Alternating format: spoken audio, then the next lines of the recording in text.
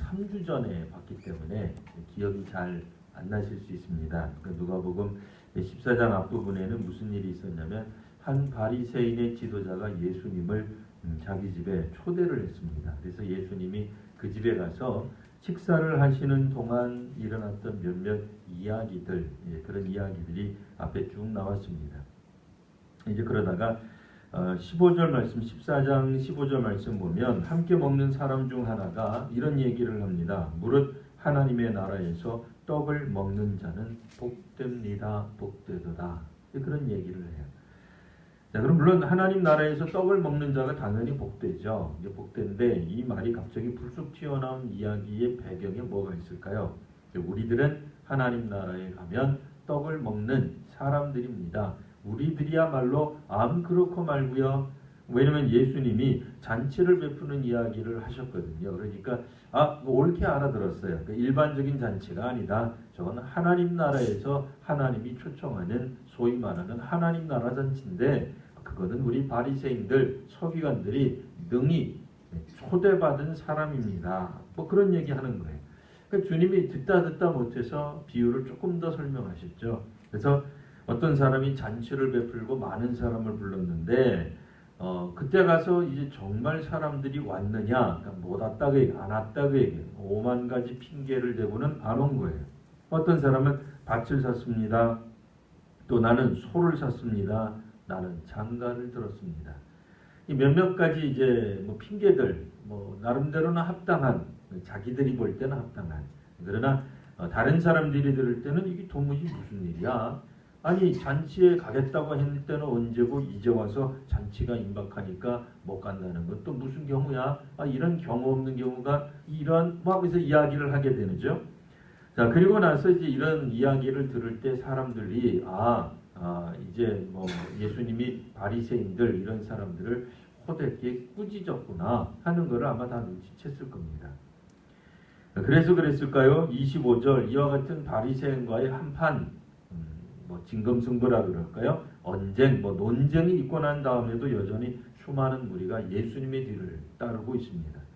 사람들이 생각할 때도 야 예수님 참 멋지다. 우리가 생각할 때 평상시 우리가 바리새인들에게 얼마나 모욕을 당했느냐, 그들이 얼마나 잘난 체를 했는지 참 기분 나빴는데 나사렛 예수 입심이 보통이 아니야.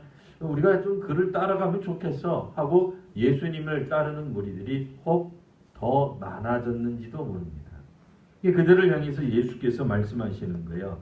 예수님을 따라오는 사람들, 우리가 이제 예수님을 따르는 사람들을 제자라고 하는데요. 그 제자들을 향하여서 말씀하시는 세 가지 예수님의 제자가 되지 못하는 경우, 능히 내 제자가 되지 못할 것이다.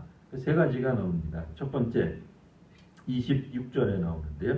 무릇 내게 오는 자가 자기 부모, 처자, 형제, 자매, 더욱이 자기 목숨까지 미워하지 아니하면 능히 내 제자가 되지 못한다. 예수님 제자가 되는 첫 번째 과정을 이제 뒤집어서 설명하면 부모, 처자, 형제, 자매, 자기 목숨을 미워해야 한다. 그런 얘기예요. 우리가 이제 성경 읽다가 이제 딱 막히는 거죠. 이상하다. 기독교는 사랑의 종교인 줄 알았는데 미워하라네. 미워해야만 예수님의 제자가 된다는 거예요. 미워해야 되는 대상이 바로 다름 아니라 부모. 이건 이제 우리 동양권에서는 어린 반푼어치도 없는 얘기죠. 부모를 미워하라니 이런 말도 안 되는 종교가 어디 있어요. 근데 사실 이 미워한다라고 하는 표현은 우리말 번역에 미워한다라고 되어 있는데 사실은 덜 사랑한다 이렇게 번역하면 좀 부드럽고 이해가 빨랐을 거예요.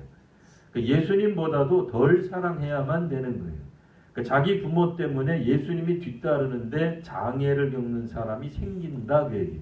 형제나 자매 때문에 예수님 섬기는 것과 형제 자매를 섬기는 것 사이에서 갈등하는 사람이 생긴단 말이에요. 이럴 때 어떻게 해야 돼요? 부모를 따라가는 사람, 부모를 선택하고 형제와 자매를 선택하고 심지어는 자기 목숨을 선택하는 사람은 예수님의 제자로서 문제가 있다. 그런 얘기예요. 예수님 제자될 생각일 꿈도 꾸지 말아라 하는 얘기예요.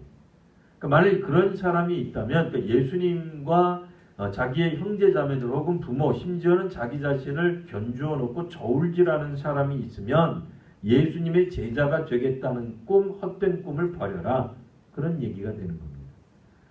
그러니까 예수님의 말씀이 굉장히 직선적이고 어떻게 보면 굉장히 좀 과격한 말씀을 하고 계세요. 우리가 생각할 때는 당연히 뭐 그런 이야기 하잖아요. 구역장 모임할 때도 우리는 일단은 옛날에 그랬어요. 요즘은 그런 얘기하면은 저 뭐 옛날 얘기한다 이럴 거예요. 그럼 대표적으로 뭐예요? 밥하고 교회 오셔야 돼요. 밥은 해놓고 남편들이나 애들이 집에서 밥은 먹을 수 있게 만들어 놓고 교회 와라 그런 얘기했단 말이에요. 무슨 얘기예요? 또 열심을 내는 바람에 그냥 집안의 일은 하나도 안 하고 부모 공경도 안 하고 자식도 안 돌보고 빨래도 안 해놓고 물론 요즘은 이런 이야기를 여자만 한다 그러면은 이거는 옛날 사람 얘기예요. 남존여비에 속한 거고 말도 안 되는 거예요. 요즘은 뭐 그렇지 않아요. 근데 어쨌든 옛날에 그런 얘기를 했단 말이에요. 그런 이야기하는 배경 속에 뭐가 있어요? 우리는 마땅히 해야 될 일은 하고 주님도 섬깁니다. 그런 얘기가 있는데 예수님은 본문 안에서 성경 안에서 누가복음 안에서 이야기하실 때는 아주 단호하게 말씀하셨어요. 이 말씀의 뜻을 우리가 어떻게 생각해야 될까요? 자, 그러면 이제부터 우리는 뭐 부모님도 딸도 그러고 형제 자매가 뭐 결혼을 하든지 말든지 가지도 않고 우리의 목숨이 경각에 달리든지 말든지 예수님만 따라가야 될까요? 그런 얘기는 아니겠죠. 여기서 말씀하고 있는 것은 일전에 바로 14장 앞부분에 나왔던 사람들의 여러 가지 변명들이 있었어요. 그러니까 이 하늘나라 잔치에 초대를 받았던 하나님 나라 잔치에 초대받았던 사람들이 별의별 핑계를 대었던 이야기들이 있어요. 근데 그 핑계들을 일종의 반대하는 말씀입니다. 핑계들을 한번은 이렇게 예수님이 좀 비꼬아서 견주어서 하는 말씀이다 라고 생각할 수가 있는 겁니다. 누구라도 자기 부모, 처자, 형제, 자매의 문제가 나온다면 그것에 마음이 가겠죠. 근데 예수님의 뒤를 따라가는 사람, 그런 사람이라면 심지어는 혈육이나 자기 목숨까지도 미워할 각오가 되어 있어야 된다 그 얘기. 때로는 버릴 수 있어야 된다 그 얘기. 우선순위에서 예수님 뒤따름에 있어서 우선순위에서 사실은 밀려야 된다라는 말이에요. 그러니까 자기 형제, 자기 처자를 먼저 생각하는 사람은 예수님의 제자가 될 자격이 없어요. 그러니까 예수님 뒤를 따르는 수많은 사람들이 뭐라고 생각했겠어요? 야, 너희들 바리새인들 꼴 좋다 말이야. 그렇게 잘난 체 하다가 예수님이 하시는 말씀을 듣고는 너희 이제 코가 납작해졌지? 우리는 진짜 예수님 따르는 사람이라니까 라고 얘기할 때에 예수님이 하시는 말씀 맞아요. 예수님의 뒤따르는 사람이 제자이기는 하는데 적어도 제자가 되겠다고 제자라고 말하는 사람들이라면 그 정도 각오는 있어야 된다라고 말씀을 하시는 겁니다. 두 번째 27절 보시면 누구든지 자기 십자가를 지고 나를 따르지 않는 자도 능히 내 제자가 되지 못하리라. 이게 부정문으로 쓰여져 있는데요. 긍정문으로 바꾸면 자기 십자가를 지고 나를 따라야 능히 내 제자라고 할 수 있을 것이다. 이렇게 읽을 수 있겠죠. 여러분 우리가 신앙생활하다가 가장 어려운 게 뭡니까?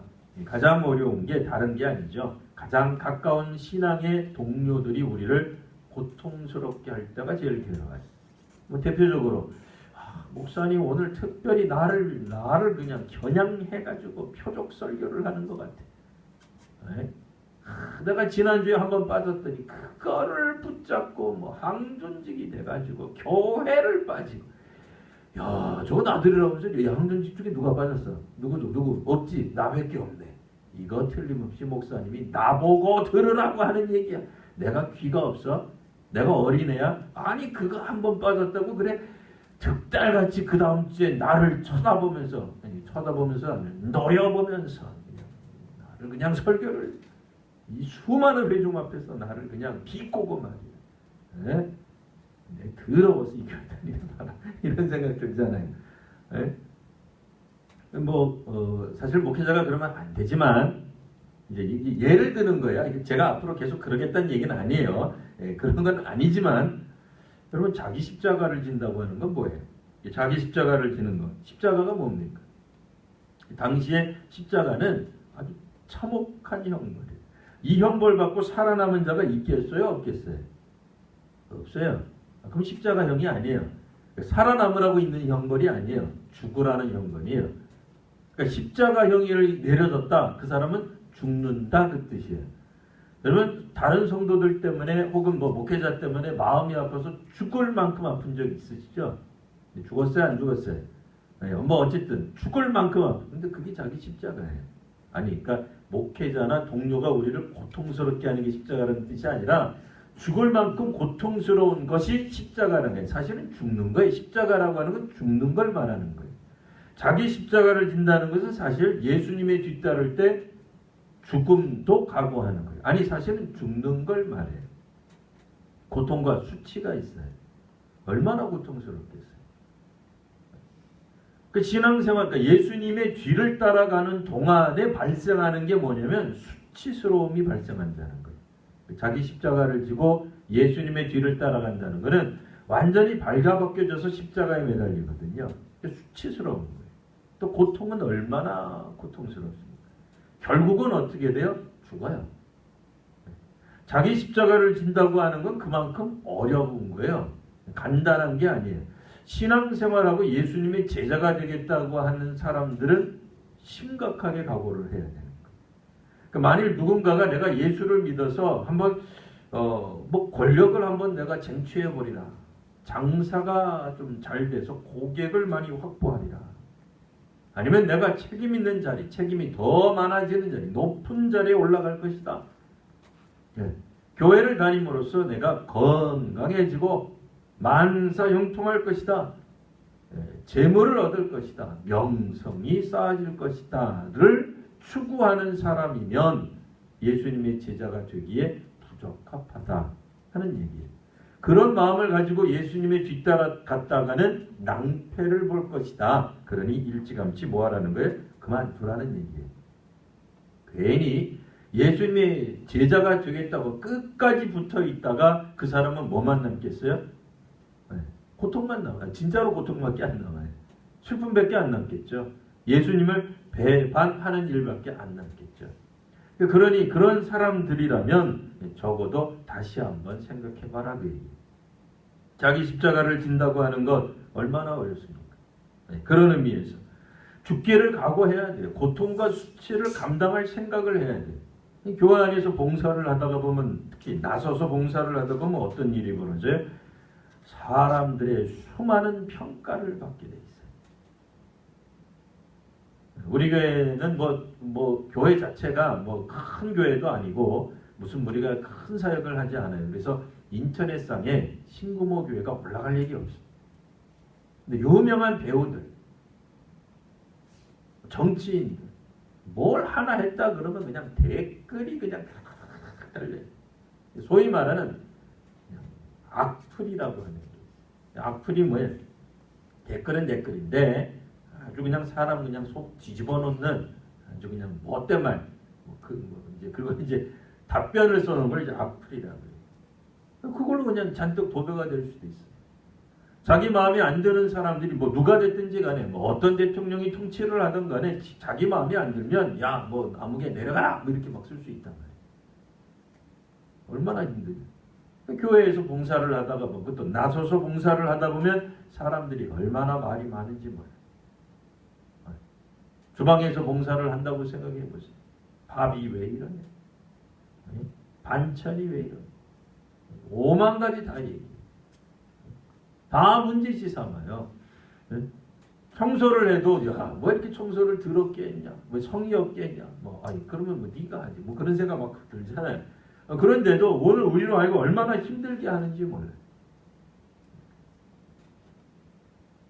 그런 일들을 과연 예수님의 뒤를 따라가면서 인내하고 감내할 수 있겠느냐 하는 거예요. 적어도 예수님의 제자가 되려는 사람들은 자기 십자가를 지어야만 하는 거예요. 져야만 하는 거예요. 그런 생각 안 하고 어떻게 하겠어요?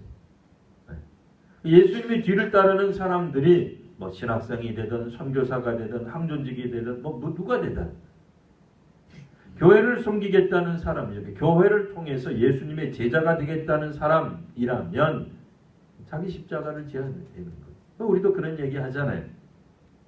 특별히 우리 가정들마다 다 어려운 일들이 있어요. 그걸 뭐라고 표현해? 우리 그거는 아무개 집사님의 십자가야. 그런 얘기 하잖아요. 그러니까 마땅히 그 사람만이 지고 가야 되는 어떤 아픔 같은 것들이 있단 말이에요. 그러니까 다른 사람이 대신 져줄 수 없어요. 그러니까 나서서 봉사하는 사람들이라면 마땅히 그 봉사의 뒷이면에 십자가 같은 고통이 있는 거예요. 그러니까 어떤 사람들은 조금 하다가 힘들어서 그냥 내팽개쳐요. 지휘하다가 보면 지휘가 왜 저래? 뭐 얼마나 말 많이 듣겠어요. 반주를 하다가 봐도 반주가 왜 저래? 하기 싫죠. 사람들이 계속 뭐라고 하면은 그냥 내팽개칠 수밖에 없게 되겠죠. 그러나 이와 같은 것들이 결국은 자기 십자가가 된다라는 말입니다. 자, 그래서 이제 예수께서 이제 비유로 이제 또 몇 가지를 말씀해 주셨어요. 첫 번째 비유는 이제 건축하는 거예요. 자, 망대를 세우고자 할 때 가진 것 예산을 생각해야죠. 재정을 생각해야죠. 준공할 때까지 족할지. 그러니까 내가 건축을 하는데 건물을 끝까지 세울지 어떨지 생각도 안 해보고 일단은 건물부터 지어놓았다. 막 시작을 하는데 나중에 완공을 못하면 사람들이 뭐라고 하지 않겠어요? 자, 30절. 이 사람이 공사를 시작하고 능히 이루지 못하였다. 그러니까 비난을 받게, 여기서 말하는 비난은 뭐 자기 십자가와 관계없는 거예요. 이렇게 하는 사람은 어리석은 일이라는 거죠. 다른 사람들도 보기에 야, 저 사람이 왜 공사를 시작했을까? 왜 건축을 했을까? 돈도 없으면서 끝까지 이루지도 못할 거면 왜 시작했을까? 돈은 돈대로 썼는데 이루지도 못하는 거예요. 그게 뭐예요? 예수님의 제자가 되겠다고 나섰어요. 예수님의 제자가 되겠다고 천명했어요. 그런데 실제로는 예수님의 제자가 못 됐어요. 수고하고 애를 썼어요. 뭐 새벽기도에도 나오고 뭐도 하고 뭐 심지어는 교회에서 요구하는 항존직 프로그램 다 참석해서 항존직까지 되어버렸는데 정작 되어놓고는 안 따라요. 할 수가 없어요. 감당이 안 됐어요. 그럼 왜 하냐 말이에요. 예수님의 제자가 되겠다. 그러니까 우리로 말하면 사실은 이제 세례에 가까운 거예요. 세례교인이 됐으면 마땅히 세례교인으로서 지켜야 될 것들을 지킬 수 있어야 되는 거죠. 지키지도 못하면서 왜 예수 믿는 사람이 됐냐 말이에요. 그럴 이유가 없지 않느냐. 자, 두 번째 비유가 있죠. 31절. 자, 어떤 임금이 다른 임금과 싸우러 나갈 때 우리 군사는 1만 명이에요. 근데 저쪽은 2만 명이에요. 그 1만 명 대 2만 명이 싸우려면 뭐라도 있어야 돼. 뭐 지리적으로 좋다든지 우리가 뭐 천연의 요새를 갖고 있다든지 아니면 저쪽에 도무지 건너올 수 없는 어떤 협곡이 있어서 적들이 올 때 협곡에 몰아넣고 그냥 뭐 어떻게 앞뒤 꽉 막아가지고 몰살시킨다든지 무슨 뭐 작전이 있어야 될 거 아니에요. 근데 허허벌판이에요. 숨길 데도 없고 숨을 데도 없고 뭐 방법이 그냥 멀쩡하게 벌판에서 문자 그대로 맨몸으로 가지고 싸워야 돼요. 근데 저쪽은 2만 명이에요. 계산해 봐야죠. 과연 이길까? 못 이길까? 좀 어느 정도 비슷해야 싸우죠. 여기서 말을 하는 것은 1만 명, 2만 명이라고 하는 게 꼭 숫자적 개념이라기보다도 저쪽은 우리보다 배나 많다 그 얘기예요. 뭐예요? 뭘 골똘히 생각해. 골똘히 생각 안 해도 이 싸움은 안 하는 게 나은 거죠. 네. 특별히 묘책이 없다면 그러니까 무슨 방책이 없다면 안 싸우는 게 당연히 낫죠. 네. 그러니까 누구든지 이제 싸움을 벌여놓으면 뒷수습이 안 돼요. 뒤에 무슨 일이 일어날지 생각하지도 않고 그냥 뭐 덮어놓고 전쟁을 해버리면 죽는 것밖에 더 있겠어요? 나라를 빼앗는 것밖에 더 있겠어요? 이도저도 못하고 그냥 망하는 것밖에 더 있겠는 말이에요. 이게 무슨 얘기예요? 예수님을 뒤따르는 사람은 건축하듯이 생각해봐요. 내가 끝까지 건축할 수 있을까? 내가 과연 저 예수를 그러니까 저렇게 말하는 예수라고 하는 사람의 뒤를 끝까지 따라갈 수 있을까? 내가 제자로서 끝까지 생존할 수 있을까? 그러니까 마지막 순간에도 내가 예수의 제자로서 남아있을 수 있을까? 생각해야 돼요. 그냥 그리스도인 되면 안 된다 그 얘기예요. 어려서야 크리스마스 때 혹은 뭐 부활절 때 교회에서 선물 주니까 좋다 그러고 따라갈 수 있어요. 근데 청소년들이 되고 청년이 되면 아이들이 갑자기 줄어들어요. 근데 저는 그거 꼭 나쁘다고 생각하진 않아요. 자의식이 생겼잖아요. 자기 정체성을 생각하는 거지. 정말 내가 예수를 따를 만한 사람인가? 따라야 될까? 따를 수 있을까? 내가 이와 같이 희생하면서 포기하면서 살아갈 수 있을까? 생각해야죠. 예수를 따를 때 결코 우리들에게 돌아오는 것이 세상적 가치가 아니라 그럴 때 과연 우리가 살아갈 수 있을까? 따져봐야죠. 우리가 포기해야 될 게 얼마나 많은데. 이 포기해야 될 게 또 나옵니다. 33절. 이와 같이 너희 중에 누구든지 자기 모든 소유를 버리지 아니하면 능히 내 제자가 되지 못하리라. 이 땅 위에서 우리가 물질에 대한 욕망이 있잖아요. 명예에 대한 욕망이 있잖아요. 이거를 버리라는 거예요. 하나님만 바라보고 순수하게 믿으라는 거예요. 세상에. 어떤 나라든 보상이 있어야 되잖아요. 근데 이 보상이 어디 있다는 거예요? 하늘나라에 있다는 거예요. 없지는 않아. 있어요. 분명히 있어요. 예수님 뒤따라갈 때 보상이 없지 않아. 있어요. 근데 하늘에 보상이 있어요. 답답한 거죠. 아니 좀 현실적으로 보장이 있어야 될 거 아니에요. 당장 교회 한번 출석하면 그 다음날 병 낫고, 교회 한번 또 출석하면 복권이 당첨되고, 뭐 그래야 될 거 아니에요. 교회 한번 나가고 나면은 그 다음에 뭐 이혼 가정이 그냥 다시 그냥 회복되고. 예? 우리 애들 말이에요. 청소년기 그래가지고 뭐 나한테 막 나오고 뭐 그러던 애들이 갑자기 고분고분해지고 뭐 그런 게 있어야 될 거 아니에요. 없어요. 없다는 거예요. 황당한 거죠. 예? 무슨 신이, 무슨 하나님이, 무슨 그리스도가 믿는데 이 땅 위에서 보상이 없다는 거예요. 이거 계산해 보셔야죠. 계산 안 하면 안 돼요. 나중에 가서 내가 교회를 위해 그렇게 희생했는데 나한테 돌아온 게 뭐냐? 그렇게 말하면 안 되죠. 그거 모르셨어요? 예수님 뒤따라갈 때 우리에게 남는 게 아무것도 없다는 걸 모르시고 따라오신 거예요? 내가 일평생 주를 위해 항존직으로 섬기고 또 섬겼는데 마지막에 내가 은퇴할 때 그만둔도 못 받느냐? 내가 그렇게 무가치하냐? 내가 그렇게 형편없는 사람이냐? 그렇게 말씀하시면 곤란한 거죠. 예수님 뒤따라 평생을 뒤따라가도 마지막 순간이 순교일 수도 있어요. 그래도 예수님 뒤따를 각오가 되어 있으면 따라가는 거예요. 근데 그게 없으면 예수님의 제자로 함부로 나서면 안 되는 거예요, 사실. 오히려 예수님이 우리 같으면 그래도 너희들이 바리새인들과는 틀리게 나를 따라오다니 기쁘다. 너희들이 지금은 미약하지만 나중은 창대하리라. 뭐 이렇게 얘기해줘야 우리도 따라갈 맛이 나지 않겠습니까? 근데 예수님 그렇게 말씀 안 하셨어요. 말씀 안 하시고 이런 정도로 너희들이 그런 정도로 각오로 나를 따라온다면 내 제자가 못 될 것이다. 물론 이 세 가지의 이야기를 말씀하셨는데 예수님 뒤따라가는 사람들이 뭐 각오도 없이 뒤따라간다는 얘기는 아닐 거예요. 근데 적어도 다시 한번 주의를 환기시키시는 거죠. 예수님의 제자가 된다는 의미가 뭐냐? 한번 생각해봐요. 예수님의 뒤를 따를 때 이런 어려움이 있어요. 고난이 있어요. 심지어는 죽음도 각오해야 돼요. 사람들이 예수님 뒤따라갈 때 별로 명예롭지 못해요. 수치를 당할 수도 있어요. 사람들이 손가락질할 수 있어요. 예수님 뒤따르는 모습이 그게 뭐냐? 너희 신은 왜 그 모양이냐? 그렇게 말할 수 있다는 거예요. 그러니까 고난을 헤아려 본 후에 계산해 봐야죠. 건축하듯이 전쟁하기 전에 잘 생각해야 돼요. 숙고해야 돼요. 고민해야 돼요. 고민한 끝에 마지막 결론이 그래도 나는 예수의 제자가 되겠다 하면 따라오거라 하는 얘기예요. 예수님의 제자가 되는 일이 결코 쉬운 일이 아니에요. 굳은 각오와 결단을 하셔야 돼요. 예수님의 제자가 되려고 성급하게 처리하실 일이 아니에요.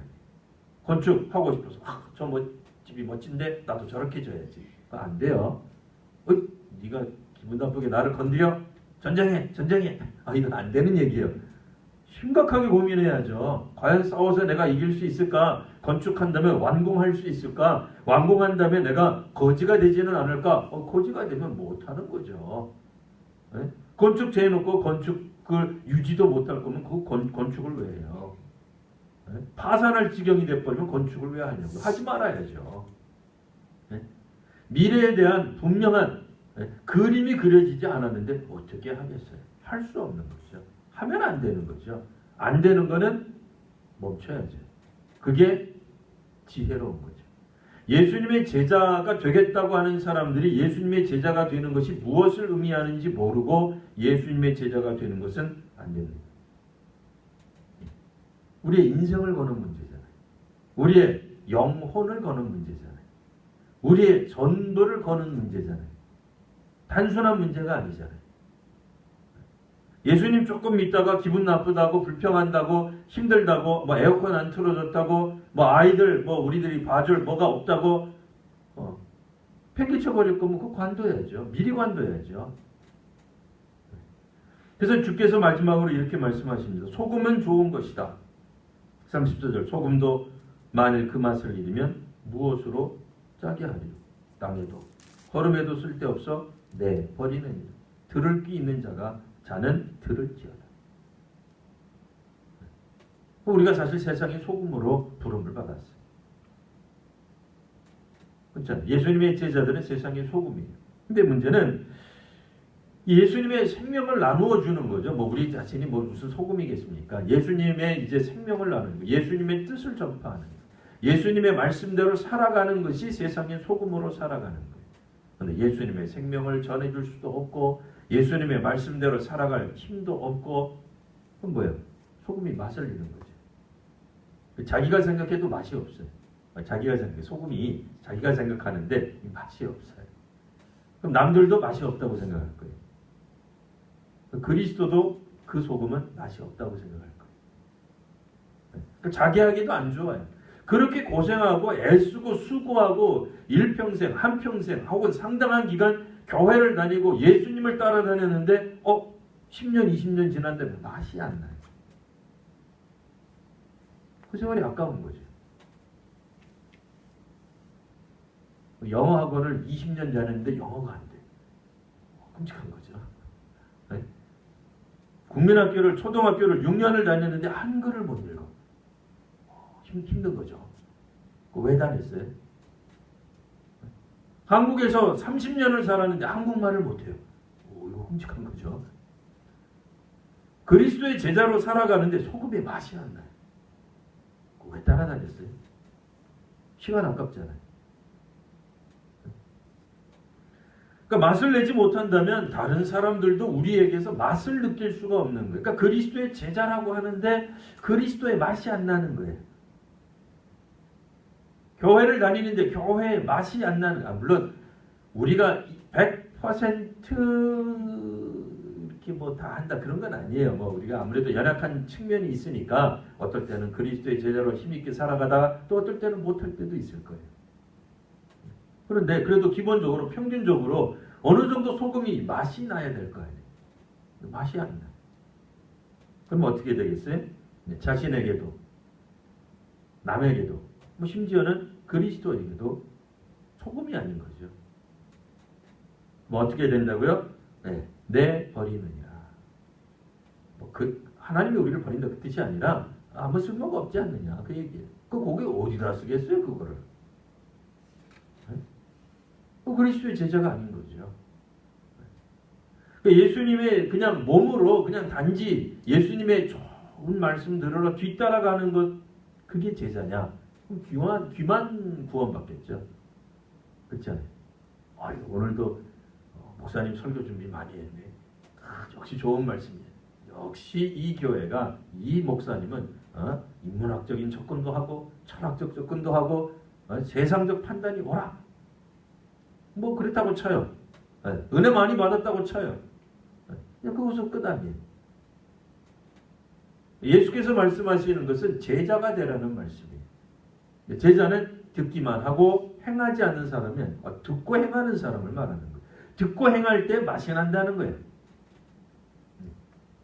너희는 소금이니 그리고 그 소금으로서 맛을 내야 되는 거, 맛을 낸다고 하는 것은 우리가 예수님의 말씀에 따라 실천하며 살아가는 거예요. 십자가를 지고 살아가는 거예요. 부모 형제나 친지들보다도 예수님을 더 사랑하며 살아가는 거예요. 이 땅에서의 우리의 부귀, 명예를 따르는 것이 아니라, 명성을 따르는 것이 아니라 그리스도를 따라가는 것을 말하는 거예요. 그걸 하지 않는단 말이에요. 그러면 예수님의 능히 내 제자가 되지 못하리라에 들어가는 거죠. 누구든 예수님의 제자가 되겠다 각오를 하고 나아갔는데 결국은 예수님의 제자인지 아닌지, 차라리 그런 사람들은 빨리 포기하는 게 낫다가 되는 거예요. 물론 이제 예수님이 이 말씀을 듣고 자 따르지 말아라 뭐 그렇게 말씀하시려고 한 건 아니죠. 그만큼 큰 기대보다는 각오를 하거라 라는 뜻이에요. 내가 예수 믿어 교회를 출석해서 항존직이 되어서 하나님이 나에게 주시는 수많은 복들을 누리리라. 그게 없는 건 아니지만 그것에 대한 기대로 가득 차 있다면 그 부푼 꿈에 꾸는 거예요. 좋은 교회란 무엇이냐? 뭐 훌륭한 서비스, 뭐 종교적인 서비스가 뭐 그런 교회라고 생각. 예수님 뒤따르는 걸 그렇게 생각한다 그러면 관둬야지. 그렇지 않아요. 자기 희생이 분명히 있어요. 십자가를 지는 죽음과 고통과 수치를 당하는 일이 우리에게 있는 거예요. 그러니까 예수 믿어서 명예를 얻겠다, 지역에서 내가 유지가 되겠다. 글쎄요. 안 믿는 친구들에게 손가락질 당하게 돼 있어요. 우리는. 지당한 거예요. 당연한 거예요. 안 믿는 친척들에게 손가락질 당하게 돼 있어요. 너희 어떻게 할 일이 없어서 예수를 믿냐? 하나님을 믿냐? 뭐 그런 얘기 듣게 돼 있다고요. 일요일 날 너는 어떻게 놀러 가지도 않니? 뭐 그런 말 듣게 돼 있다고요. 주를 위해서 섬긴, 그러니까 예수님의 제자가 된다라고 하는 것이 점점 그러니까 이제 이 생각이 자꾸 희박해지는 거예요. 그러니까 그렇게 되는 한 예수님의 제자가 능히 못 되는 거예요. 사실 예수님의 제자의 평가는 누가 하는 거예요? 예수님이 하시는 거예요. 우리가 하는 게 아니에요. 예수님이 평가를 하신다는 거예요. 근데 예수님의 평가를 우리가 말씀을 안 듣고 우리는 우리식의 평가를 하는 거예요. 야, 나는 뭐 교회 출석 잘했고 뭐 어쨌고 그만큼 일했고 이만큼 일했으니까 나는 예수의 제자가 맞아. 그런데 나의 수고를 몰라주고 알아주지도 않고 나한테 그냥 일만 시키고 일 했더니 말이야. 뭐라 그런다고 그러시면 안 되죠. 그거를 능히 알고 있어야 돼요. 모르셨다면 어떻게 하라는 거예요? 예수님은 이제부터라도 알아라 그 얘기. 이제부터라도 알아라. 저 바리새인들처럼 말만 번지르하게 답변한다고 해서 내 제자가 되는 것이 아니다. 라고 주님이 말씀하고 계시는 겁니다. 자, 이제 예수님의 뒤따르는 사람들 뭐 누구겠어요? 당연히 바리새인들, 당시의 종교 지도자들이 아니었죠. 당시의 종교 지도자들이 비천하게 봤던 사람들, 멸시했던 사람들 그들입니다. 그러나 그들이 단지 다른 사람으로부터, 당시의 종교 지도자로부터 멸시를 받은 것이 예수의 제자가 되는 조건이 아니에요. 비록 그들이 바리새인이나 서기관들 때문에 하나님에 대한 말씀을 제대로 듣지 못했던 것은 사실이지만 이제 예수님을 통해 선포된 하나님의 말씀을 듣고는 결단해야 됩니다. 각오를 가지셔야 돼요. 우리말로 이제 뭐예요? 죽을 각오를 하셔야 되는 거죠. 내 좀 덕을 보겠다 말이에요. 그런 생각하면 안 돼요. 내가 가지고 내가 누리고 내가 할 수 있는 것 먼저 다 하고 난 다음에 예수님의 뒤를 따르겠다. 그러면 못하는 거예요. 결코 예수님의 뒤를 따라가는 제자가 되지 못하는 겁니다. 주님 나라, 하나님의 나라, 그리고 예수의 제자가 되는 것 다시 한번 말씀을 들으며 또 우리 깊이 묵상하는 오늘 하루가 되시기를 바랍니다. 기도하겠습니다. 걸어가신 주님,